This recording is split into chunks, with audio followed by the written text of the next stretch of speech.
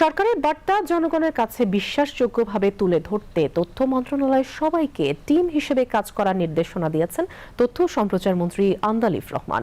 দায়িত্ব নেয়ার পর প্রথম কর্মদিবসে সচিবালয়ে তিনি এ নির্দেশনা দেন।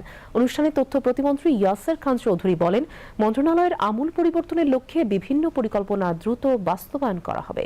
বিস্তারিত ইকবাল ফরহাদের রিপোর্টে। সকালে নতুন মন্ত্রীকে ফুলেল শুভেচ্ছায় বরণ করে নেন তথ্য ও সম্প্রচার মন্ত্রণালয়ের কর্তা ব্যক্তিরা। বিটিভি, বেতার সহ বিভিন্ন প্রতিষ্ঠানের তরফ থেকেও শুভেচ্ছা জানানো হয়।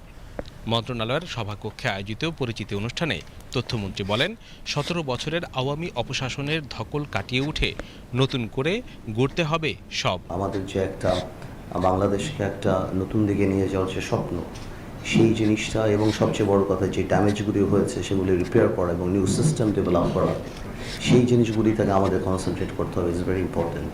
আমরা আগামীতে ঠিক করে কাজ করি সবাই মিলে ভালোভাবে। It's a team work.